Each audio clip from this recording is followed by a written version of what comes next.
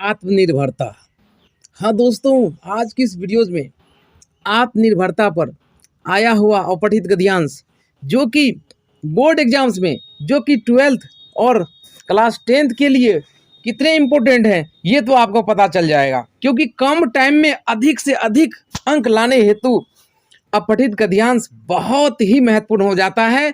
आत्मनिर्भरता क्या है, यानी खुद पर निर्भर रहना क्या है, इसके बारे में चलिए जानते हैं। ये ज्ञान की दृष्टिकोण से तो इम्पोर्टेंट है ही वीडियो, साथ साथ एग्जाम की दृष्टिकोण से। इससे पहले जो एक गद्यांश हुआ है उसका लिंक आपको मिल जाएगा। तो चलिए शुरू करते हैं आज का नेक्स्ट अपठित गद्यांश। निम्नलिखित गद्यांश को पढ़कर नीचे दिए गए प्रश्नों के उत्तर दें। प्रत्येक प्रश्न 2 अंकों का होगा। आत्मनिर्भरता प्रगति की आधारशिला है और आत्मविश्वास का मूल है। जो व्यक्ति समाज में अपने सारे कार्य स्वयं करता है, जरूरत पड़ने पर दूसरों की सहायता करता है, वह उन्नति की दौड़ में सबसे आगे रहता है। अपने दैनिक जीवन के सारे कार्य स्वयं ही करना मनुष्य के लिए अति आवश्यक है। अपने कार्य के लिए दूसरे पर निर्भर रहने वाला व्यक्ति पिछड़ जाता है, उन्नति नहीं कर सकता। सौंपे गए कार्य को पुनीत दायित्व समझकर करना चाहिए। इससे व्यक्ति स्वावलंबी बनता है। स्वावलंबी व्यक्ति सिंह के समान परिश्रमी होता है एवं सामाजिक व मानसिक रूप से स्वस्थ होता है। उसे धन की कमी नहीं रहती, वह अपनी ही भुजाओं से सारी सुख सुविधाओं को जुटाने में सक्षम होता है। परिणामतः आत्मनिर्भर व्यक्ति उन्नति के शिखर पर पहुंच जाता है। तो गद्यांश यानी कि अपठित गद्यांश को हल करने का जो पहला तरीका है कि गद्यांश को 2 से 3 बार पढ़ना है। एक बार में यदि आपको समझ में नहीं आए इसका मूल भाव, तो दोबारा इसको पढ़ना चाहिए। तो चलिए दोबारा भी पढ़ते हैं, उसके बाद क्वेश्चन लेते हैं। आत्मनिर्भरता प्रगति की आधारशिला है और आत्मविश्वास का मूल है। जो व्यक्ति समाज में, सोसाइटी में अपने सारे कार्य खुद करता है, स्वयं करता है, जरूरत पड़ने पर दूसरों की हेल्प करता है, वह उन्नति की दौड़ में सबसे आगे रहता है। अपने दैनिक जीवन के सारे कार्य स्वयं ही करना मनुष्य के लिए अति आवश्यक है। अपने कार्य के लिए दूसरों पर निर्भर रहने वाला व्यक्ति या दूसरे पर डिपेंड करने वाला पर्सन पिछड़ जाता है, उन्नति नहीं कर सकता। सौंपे गए कार्य को पुनीत दायित्व समझकर करना चाहिए। इससे व्यक्ति स्वावलंबी बनता है। स्वावलंबी व्यक्ति सिंह के समान परिश्रमी होता है एवं सामाजिक व मानसिक रूप से स्वस्थ होता है। उसे धन की कमी नहीं रहती, क्योंकि वो मेहनती होता है। वह अपने ही भुजाओं से सारी सुख सुविधाओं को जुटाने में सक्षम होता है। परिणामतः आत्मनिर्भर व्यक्ति उन्नति के शिखर पर पहुंच जाता है। तो चलिए अब प्रश्न लेते हैं।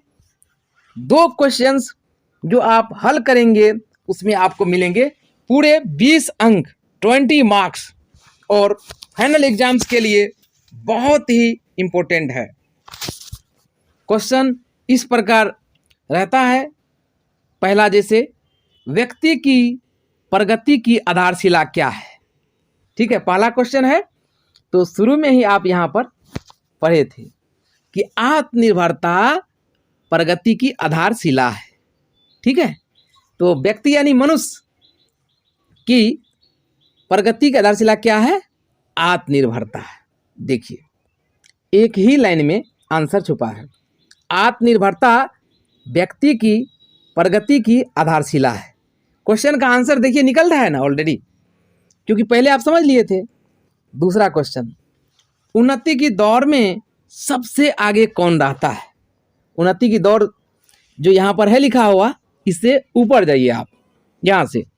जो व्यक्ति समाज में अपने सारे कार्य स्वयं करता है, जरूरत पड़ने पर दूसरों की सहायता करता है, वह उन्नति की दौड़ में सबसे आगे रहता है। समझ गए ना? पहले पढ़े थे, आंसर यहाँ देखिए निकल गया। अगला, व्यक्ति आत्मनिर्भर कब बनता है, यानी अपने ऊपर डिपेंड कब करता है? तो यहाँ पर देखिए, यहाँ पर आगे आपको मिलेगा कि व्यक्ति जो है जब खुद अपना कार्य करता है, दूसरे पर निर्भर नहीं रहता है, यानी दैनिक जीवन के जो भी कार्य हैं उसे मनुष्य खुद करता है, अपने से करता है, तो वही क्या है? आत्मनिर्भरता है। और जब व्यक्ति अपने से स्वयं, यानी कि स्वयं अपने कार्य को करता है, दूसरे पर डिपेंड नहीं रहता है, तब वो आत्मनिर्भर बन जाता है, उसे धन की कमी नहीं होती है। ठीक है।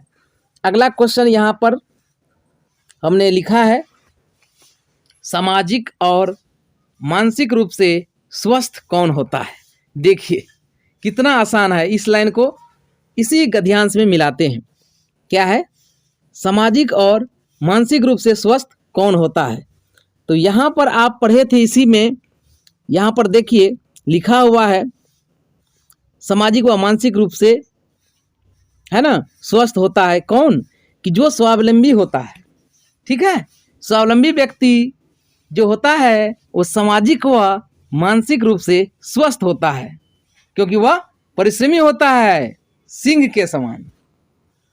उसके बाद आखिरी प्रश्न, अपनी भुजाओं से सुख सुविधाएं जुटाने में कौन सक्षम होता है?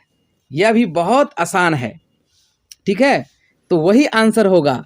इससे पहले जो आप यहाँ पर देखे थे कि स्वावलंबी व्यक्ति सामाजिक व मानसिक रूप से स्वस्थ होता है, वह अपनी ही भुजाओं से सारी सुख सुविधाओं को जुटाने में सक्षम होता है। कौन? स्वावलंबी व्यक्ति, यानी जो आत्मनिर्भर है। बन गया ना? कितना आसान है बताइए दोस्तों। हैं?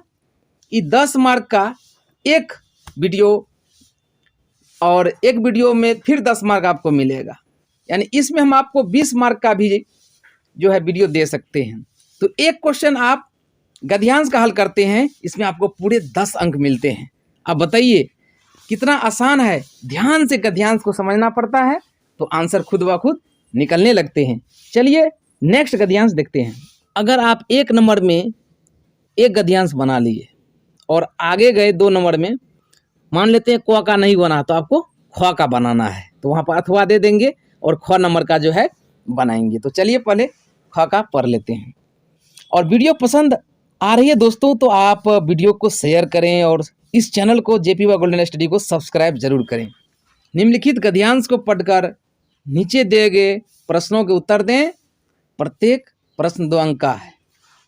5 दूना 10, यानी एक क्वेश्चन में 2 अंक, 5 है तो 5 दूनी 10। चलिए समझते हैं नेक्स्ट जो गद्यांश है। निस्वार्थ भाव से पीड़ित मानवता की सेवा सबसे बड़ा धर्म है, उपकार है। व्यक्ति परोपकार कई प्रकार से कर सकता है। हम आर्थिक रूप से या उसके माध्यम से दूसरों का हित कर सकते हैं।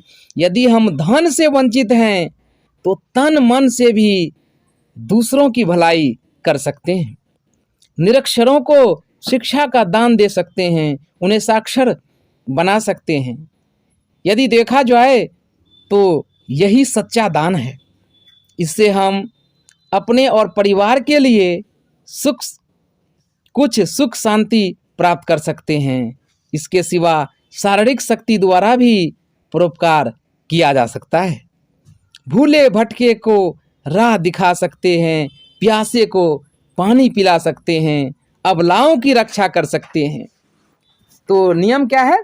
अगर एक ही बार में अगर आप गद्यांश का मूल भाव समझ गए हैं तो डायरेक्ट क्वेश्चन पे जा सकते हैं, और नहीं समझ में आए तो आप दोबारा भी पढ़ेंगे। तो चलिए, हमको उम्मीद है कि आप समझ गए होंगे एक ही बार में। तो चलिए क्वेश्चन लेते हैं। परोपकार किसे कहते हैं? तो ज़्यादातर फर्स्ट क्वेश्चन का आंसर फर्स्ट लाइन में मिल जाता है प्रायः। परोपकार किसे कहते हैं? तो देखिए यहाँ पर इससे पहले सुने, निस्वार्थ भाव से पीड़ित मानवता की सेवा क्या है? परोपकार है। उपकार मतलब दूसरों की भलाई करना ही परोपकार है। निस्वार्थ भाव से पीड़ित मानवता की सेवा ही परोपकार है। दूसरा क्वेश्चन, परोपकार किस प्रकार किया जा सकता है? तो देखिए यहाँ पर, इससे पहले आपको यहाँ पर सुनाई दिया होगा, यदि आप धन से वंचित हैं तो तन मन से भी दूसरों की भलाई कर सकते हैं। ठीक है, यहाँ से लिखेंगे आगे से, निरक्षरों को शिक्षा का दान देकर उन्हें साक्षर बनाकर, ठीक है, क्या कर सकते हैं? परोपकार कर सकते हैं, है ना। निरक्षरों को शिक्षा का दान देकर उन्हें साक्षर बनाकर जो है परोपकार किया जा सकता है। उसके बाद इसके सिवा शारीरिक शक्ति द्वारा भी परोपकार किया जा सकता है। उसके बाद क्या है? सच्चा दान क्या है? सच्चा दान क्या है? सच्चा दान से संबंधित आंसर ऊपर आपको जो सुनाए, निरक्षरों को शिक्षा का दान देकर उन्हें साक्षर बनाना ही क्या है? सच्चा दान है। ठीक है, तो कितना आसान है, आंसर निकल रहा है फटाफट। सुख शांति प्राप्त करने का मुख्य साधन क्या है? बताइए, सुख शांति प्राप्त करने का मुख्य साधन क्या है? तो इससे पहले जो है आपको आंसर मिल रहा है फटाफट, तो उसी आंसर को यहाँ पर चलिए मिलाते हैं एक बार फिर से। सुख शांति प्राप्त करने का मुख्य साधन क्या है? दूसरों की भलाई करके, दूसरों का परोपकार करके सुख शांति प्राप्त की जा सकती है। भूले भटके को राह दिखाकर, है ना, सुख शांति प्राप्त होती है। प्यासे को पानी पिलाकर सुख शांति मिलती है। बिना आर्थिक सहायता के परोपकार किस प्रकार किया जा सकता है? वही, यदि हम धन से वंचित हैं, वही बात यहाँ पर है, तो तन मन से भी दूसरों की भलाई कर सकते हैं। निरक्षरों को शिक्षा का दान दे सकते हैं, इसमें कोई खर्च नहीं लगता है। उन्हें साक्षर बना सकते हैं। तो यही हुआ कि बिना आर्थिक सहायता के परोपकार इस प्रकार किया जा सकता है। तो दोस्तों, उम्मीद करते हैं कि अभी तक कुल मिलाकर के 3 अपठित गद्यांश जो है हो चुके हैं। इससे पहले फर्स्ट वीडियो में और आज की वीडियोज़ में 2 गद्यांश जो है बता दिए गए हैं। तो गद्यांश से संबंधित जितने भी हिंदी में क्वेश्चन आएंगे आप आसानी से बना सकते हैं। कोई दिक्कत हो तो कमेंट करें। फिर मिलेंगे नेक्स्ट वीडियो में।